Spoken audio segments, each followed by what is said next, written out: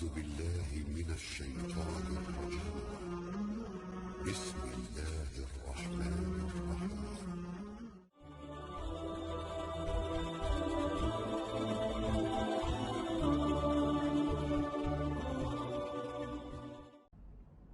Lalu kemudian diasuh oleh irtahala bihi Abu Talib, dibawa oleh pamannya bernama Abu Talib.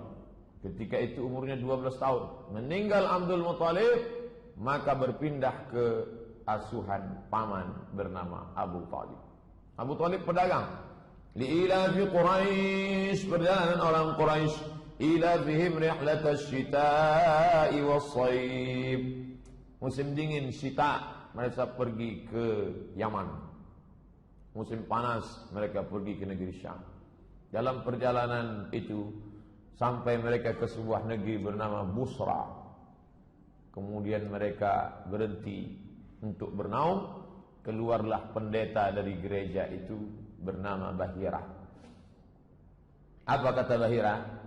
Hadza sayyidul alamin. Ini anak ini sayyidul alamin, pemimpin semesta alam. Lalu kemudian heranlah Abu Talib, kenapa pendeta ini tiba-tiba keluar? Zaman itu pendeta tak ada keluar, pendeta hanya di dalam gereja saja.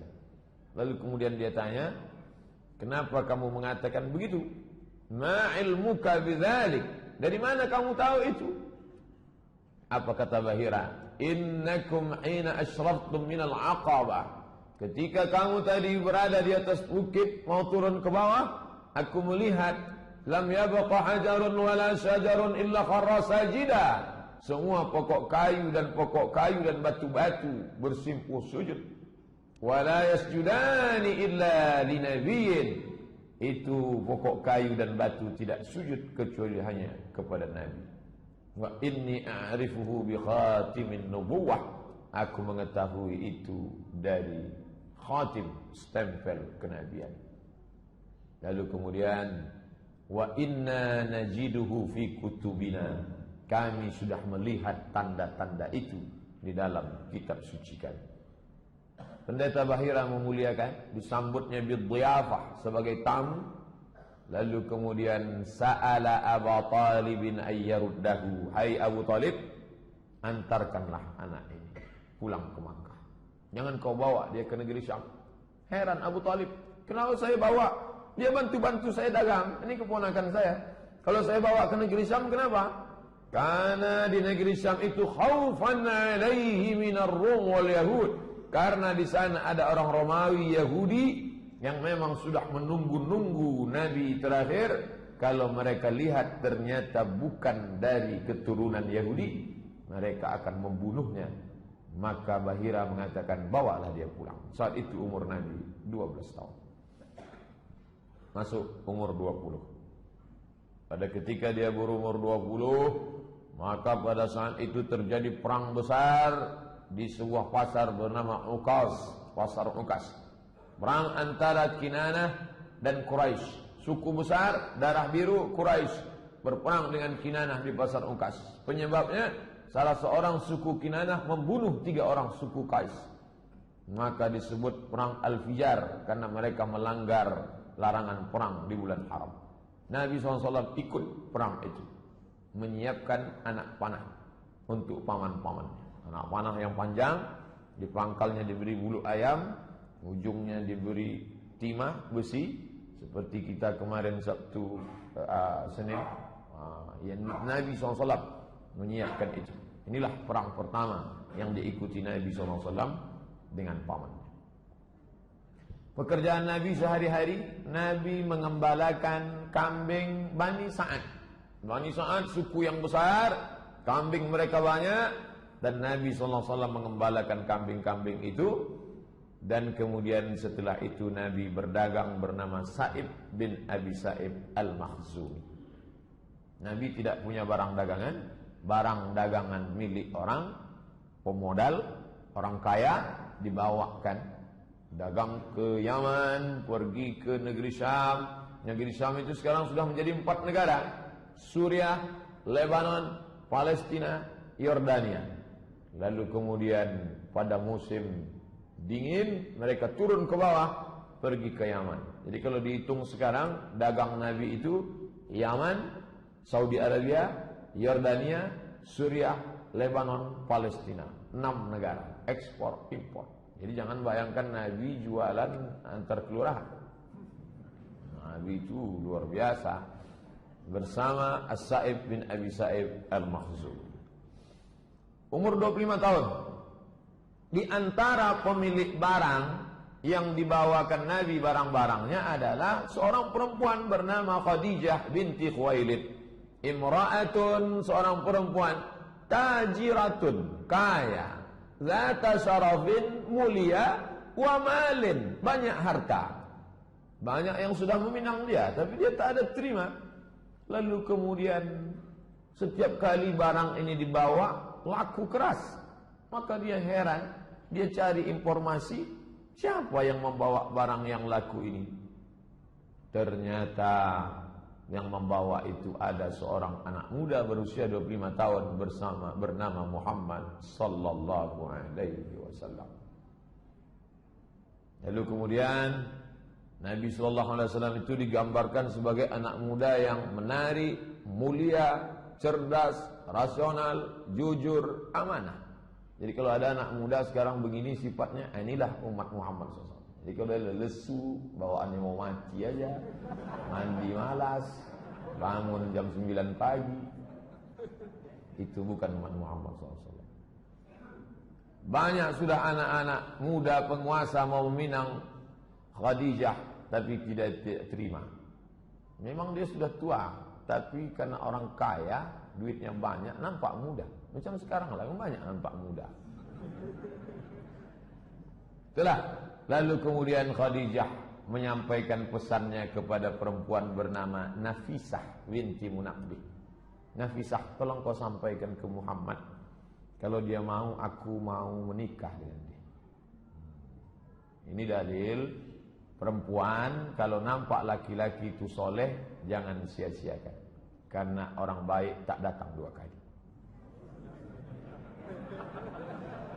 Nampak laki itu baik, bilanglah aku mau. Tapi jangan lewat SMS. Lewat SMS nanti tunjukkannya ke orang lain. Tengok. Maka kemudian kata Nafisah, Muhammad SAW nin Khadijah. Maka Nabi pun setuju. Tapi Nabi tak langsung datang, paman-pamannya. Paman-pamannya banyak meminang Khadijah. Pernikahan dihadiri oleh Bani Hashim. Muhammad, anak Abdul Muttalib, anak Hashim. Seluruh cucu-cucu Hashim datang. Dan para pembesar Mudar, maharnya 20 ekor onta. 1 ekor onta paling murah 30 juta, kali 20 sama dengan 600 juta. 600 juta itu 3 biji eras. Jadi jangan bayangkan Nabi Muhammad itu miskin, susah, melarat. Itu Nabi, bukan Muhammad yang saya kenal.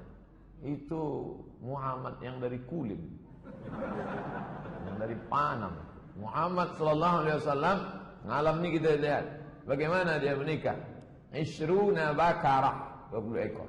Nabi Muhammad sallallahu alaihi wasallam monogami, 1 istri bersama Khadijah. Anak-anaknya yang pertama Al-Qasim, maka dia dipanggil ya Abul Qasim, Abu Qasim, Bapak Qasim, Muhammad. Yang kedua Zainab, Ruqayyah, Ummu Kulthum, Fatimah yang menikah dengan Sayyidina Ali. Setelah Fatimah lahir lagi anak laki-laki namanya Abdullah. Itu yang dipanggil dengan Thayyib dan Tahir. Semua meninggal ketika Nabi masih hidup kecuali Fatimah. 6 bulan sesudah Nabi meninggal barulah meninggal Fatimah. Umur tubuh 35 tahun. 10 tahun sesudah itu terjadi renovasi Ka'bah. Jadi renovasi Ka'bah, orang Arab ni hobi berkelahi. Berkelahilah mereka tentang siapa yang paling layak meletakkan Hajar Aswad. Konflik 4 hari dalam masalah meletakkan Hajar Aswad. Abu Umayyah Ibnul Mughirah Al-Makhzumi punya ide. Bagaimana idenya? Siapa yang pertama kali masuk masjid, maka dialah yang meletakkan Hajar Aswad. Kita tunggu. Jangan kelahi, calling down, tenang dulu. Besok pagi kita tengok siapa yang pertama kali masuk, dia. Besok pagi ketika kepala suku sudah mengintai, yang datang pertama kali adalah Muhammad sallallahu alaihi wasallam. Tapi Nabi bijaksana luar biasa. Ketika mereka memanggil dia, umur 35 tahun, lebih tua lagi saya. Ustaz berapa? Lebih lah 35. Ketika Nabi SAW masuk, dipanggil mereka, Muhammad sini, kami sudah sepakat, siapa yang pertama kali masuk, kaulah meletakkan Hajar Aswad. Nabi bijaksana. Dimintanya kain panjang, diletakkan Hajar Aswad di tengah, diminta nih kepala-kepala suku, pegang ujung, pegang. Artinya dia melibatkan orang banyak, sehingga kepala-kepala suku itu tidak merasa diremehkan. Kalau kita lah yang mengalami ini mungkin, Ustaz Somad, Ustaz yang masang, aku yang masang, ya, minggir.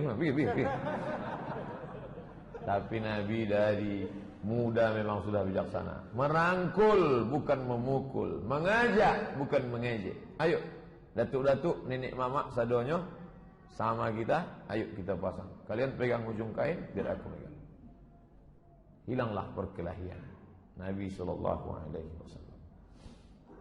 Jadi fase kehidupannya, lahir 40 tahun jadi Rasul, 3 tahun pertama dakwah rahasia, diam-diam. Setelah itu hijrah, wafat. Ini yang akan kita kaji ini secara utuh. Kita sudah berjalan 35, menjelang 40. Azan Isya berbunyi, kita harus break, kita lanjutkan. Sampai jam berapa nih selesai Pak Ustaz? Ikuti aja lah. Umur 38 tahun, umur 39 tahun, umur 40 tahun. Ada apa? Setiap datang bulan Ramadan, Ramadan sudah ada Pak Ustaz, bulannya ada, puasanya belum. Muharram, Safar, Rabiul Awal, Rabiul Akhir, bulan itu sudah ada, tapi ibadah yang mengisinya belum ada. Nah, pada bulan Ramadan Nabi naik ke atas. Namanya Jabal Nur. Di atas ada Ghar Hira. Nabi naik ke Gua Hira pada waktu malam. Jangan bayangkan Nabi siang malam, siang tak bisa, panas luar biasa. Nabi di atas malam. Habis itu turun. Umur 38 sekali, 1 bulan total. Turun lagi. Umur 39 naik lagi dia ke atas. Tak ada kejadian apa-apa. Umur 40 barulah terjadi kejadian yang luar biasa. Bagaimana? Tiba-tiba ada makhluk yang dia tidak tahu entah apa namanya. Makhluk itu kemudian memeluk dia erat, mengatakan, "Iqra, baca." Kata dia, "Ma'ana biqari." Aku tak bisa membaca. "Ma'ana biqari." Aku tak bisa membaca. Apa yang mesti ku baca?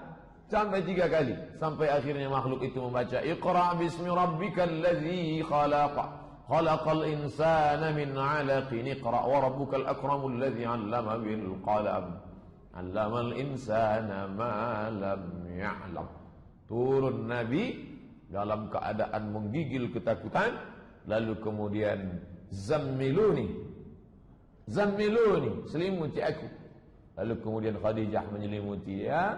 Dia cerita tentang ini, Khadijah menenangkan dia. Itu bukan apa-apa, tidak mungkin, karena engkau orangnya baik, menyambung silaturahim. Tapi aku akan bertanya kepada saudaraku Waraqah bin Naufal. Waraqah bin Naufal berdialog panjang. Dalam dialog itu kata Waraqah bin Naufal, menurut kitab yang aku baca, Waraqah bin Naufal membaca kitab Taurat, kitab Injil.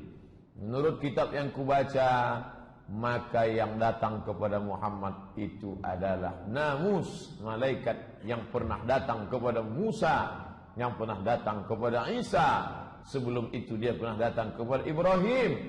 Dan demi Allah, nanti suamimu itu akan terusir dari kota ini. Seandainya nanti aku hidup, aku orang pertama yang akan menolong dia. Kata Waraqah bin Naufal. Tenang batin Nabi, tenang fisik Nabi. Yang menenangkan itu adalah Khadijah. Nabi berumur 40 tahun.